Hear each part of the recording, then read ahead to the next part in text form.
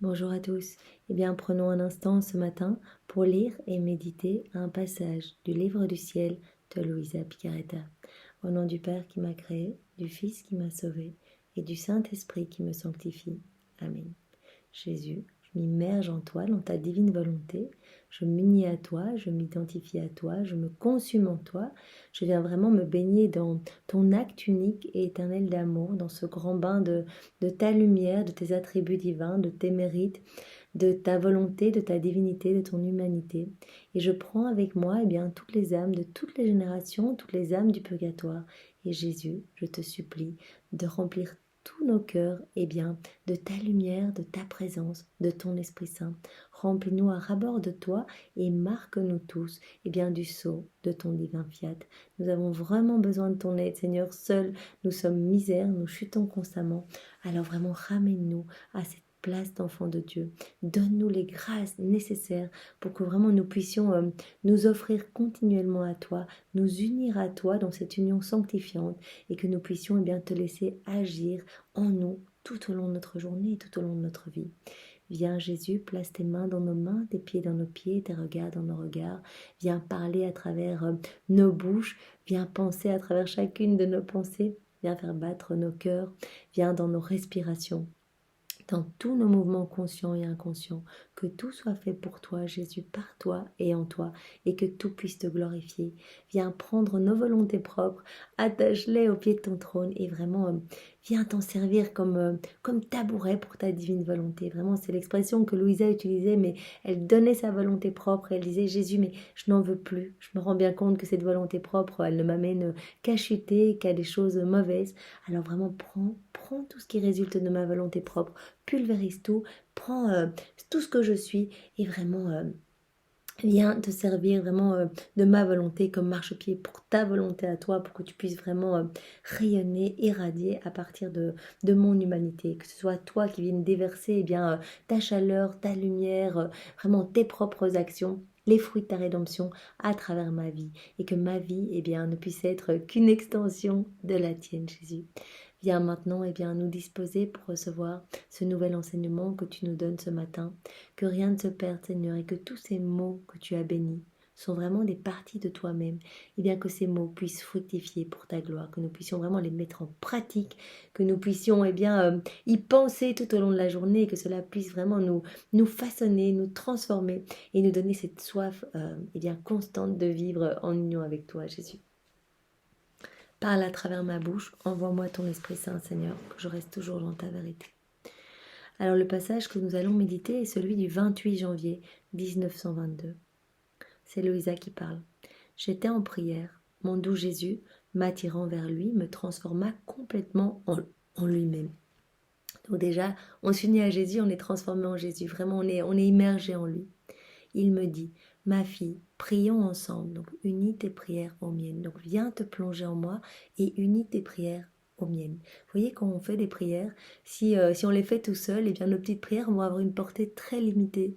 Si on unit nos prières à celles de Jésus, nos prières vont porter les fruits des prières de Jésus et donc vont pouvoir bouger des choses partout sur la terre, dans le ciel, vont pouvoir sauver des âmes, en sanctifier certaines, en ennoblir d'autres. Donc vraiment c'est magnifique. Ne perdons pas notre temps, ne faisons pas les choses tout seuls. Unissons-nous à Jésus pour que tout puisse avoir vraiment une portée éternelle, infinie, que cela puisse toucher vraiment dans le passé, dans le présent, dans le futur, dans le ciel, sur la terre.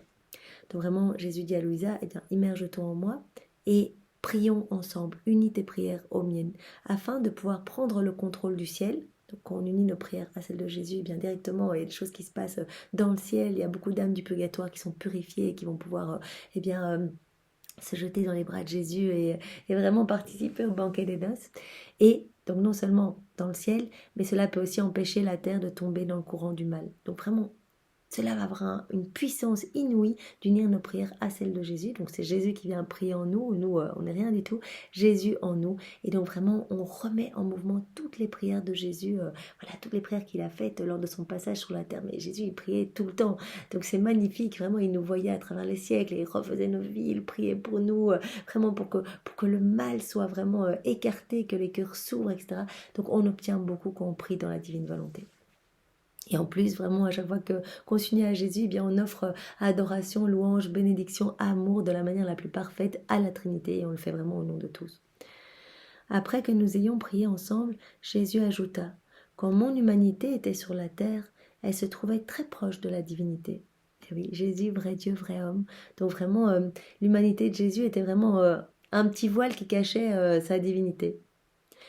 Puisqu'elle en était inséparable, je n'ai fait rien d'autre que d'entrer dans l'immensité de la volonté éternelle et d'ouvrir bien des réservoirs au bénéfice des créatures. Donc tout ce que Jésus faisait, voilà, dès la seconde 1 de son incarnation, et bien jusqu'à sa mort, tout ce qu'il a fait, chacun de ses petits actes, de chacune de ses paroles, de ses pensées, de ses respirations, tout ouvrait vraiment des cadeaux, des grâces, des fruits pour les hommes. Donc ici, il parle vraiment, il donne l'exemple, une métaphore, voilà, j'ouvrais des réservoirs de grâce au bénéfice des créatures. Donc, à chaque fois qu'il faisait quelque chose, il gagnait vraiment des cadeaux pour nous. En fait, vraiment, il distribuait des grâces dans tous les cœurs, des fruits dans tous les cœurs. J'ai donné à la famille humaine le droit de s'approcher de ces réservoirs qui avaient été ouverts par un homme-dieu et d'y prendre ce qu'elle voulait. Donc Jésus a ouvert tous ces réservoirs lors de son passage sur la terre. Et donc tout ce qu'il a fait, tous ces actes divins éternels, donc faits par Jésus, donc ils ne s'arrêteront jamais, tous ces actes sont continuels, sont toujours en mouvement, ils sont suspendus, on appelle ça les actes suspendus, et on peut vraiment s'unir à ces actes et bénéficier de tous les fruits de chacun de ces actes. Donc on peut vraiment venir recevoir tout ce qu'il y a dans chaque réservoir, le réservoir de la prière, le réservoir de chacune de ces actions, de ces réparations, etc. On peut accéder à tous ces fruits en s'unissant à Jésus. Dès qu'on s'unit, on a tous les fruits qui viennent dans notre cœur. Tout ce qu'il y a dans le réservoir, ça vient dans notre cœur, mais dans tous les cœurs également, de tous les hommes, de toutes les générations. J'ai ainsi formé les réservoirs de l'amour, les réservoirs de la prière, de la réparation, du pardon, de mon sang, de ma gloire, etc. Maintenant, veux-tu savoir qui brasse ces réservoirs pour les faire monter et déborder, et par là inonder la terre tout entière? Voilà, comment faire pour que tous les fruits, tout ce que Jésus a vraiment gagné au prix de toutes ses souffrances, au prix de toutes ses actions, on sait que Jésus souffrait continuellement, on l'a vu dans la méditation du 4e excès d'amour de Jésus. Donc depuis la seconde 1 de son incarnation, Jésus il souffre tout. Tous nos actes dissociés de la divine volonté, tout a été vraiment refait pour vraiment nous ouvrir les portes du ciel, pour que la Trinité soit glorifiée. Donc cela a été vraiment d'énormes souffrances, quotidiennement, chaque microseconde, pour refaire nos vies et pour que vraiment nous soyons sanctifiés et que nous puissions aller au ciel après notre mort. Et donc vraiment, pourquoi les hommes ne veulent pas tous ces cadeaux? Pourquoi les hommes ne veulent pas des grâces, des bénédictions de Jésus, de tout ce qu'il a acquis pour nous? Parce que les cœurs sont fermés, froids, indifférents, et donc nous nous perdons dans les choses du monde. Et Jésus dit, pour que tout le monde puisse bénéficier de tout ce que j'ai acquis pour les hommes, les âmes dans la divine volonté, en s'unissant à moi, vont pouvoir comme brasser, c'est comme si elles venaient dans le réservoir et qu'elles faisaient déborder ce réservoir dans leur cœur à elles, mais aussi dans tous les cœurs de tous les hommes.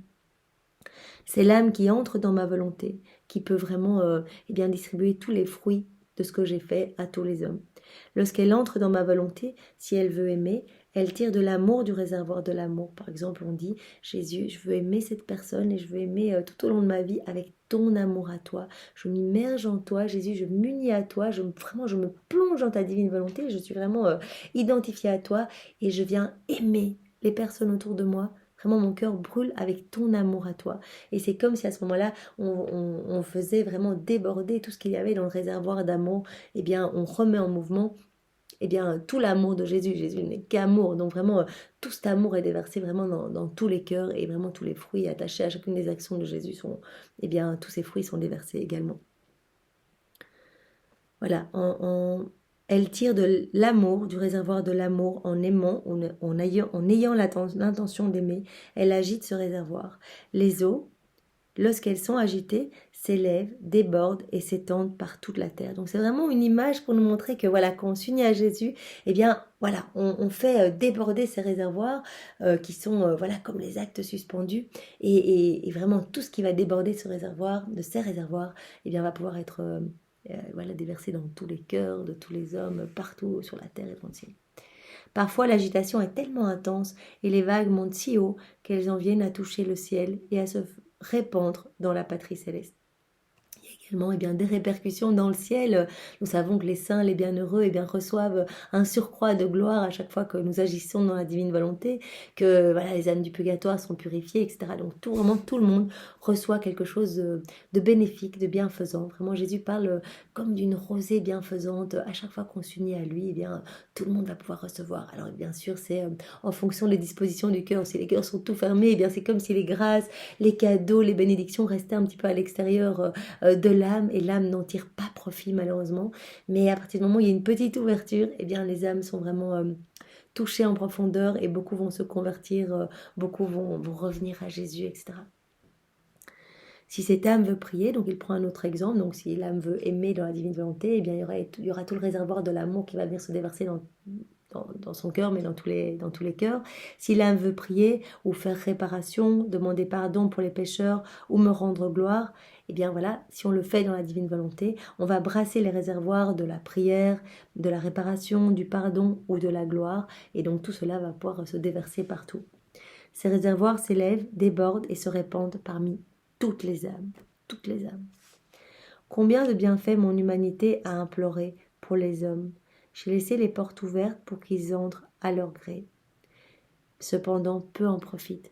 Donc Jésus, tout ce qu'il a fait vraiment pour nous sanctifier, pour payer notre dette d'amour, de gloire, vraiment à son Père, vraiment pour glorifier la Trinité en nos noms à tous, etc. Il dit, tout ce que j'ai acquis pour les hommes, c'est comme si tous ces cadeaux restaient là. Personne n'en voulait. En fait, les hommes continuent à se perdre. Ils choisissent la perdition, ils s'enfoncent dans les choses du monde, ils s'enténèbrent, ils se remplissent tellement de noirceur qu'ils finissent par être vraiment dirigés par les forces du mal. Ils sont en dépression, etc. Donc vraiment, ils ne se remplissent plus du tout de moi. Et personne ne profite de tout ce que j'ai fait pour eux. Finalement, voilà. Et donc, les âmes qui vivent dans la divine volonté rétablissent vraiment cet équilibre entre le ciel et la terre, et vont pouvoir prendre tous ces cadeaux et les distribuer dans tous les cœurs, vraiment, en agissant en union avec Jésus. Merci Seigneur, avec tes propres remerciements, et vraiment donne-nous cette grâce de pouvoir faire partie des âmes qui travaillent pour toi, qui travaillent à l'avènement de ton royaume, et qui vraiment distribuent tous les fruits de ta rédemption dans tous les cœurs. Au nom du Père et du Fils et du Saint-Esprit. Amen. Soyez tous bénis et passez une belle journée dans la divine volonté de Jésus. Au revoir.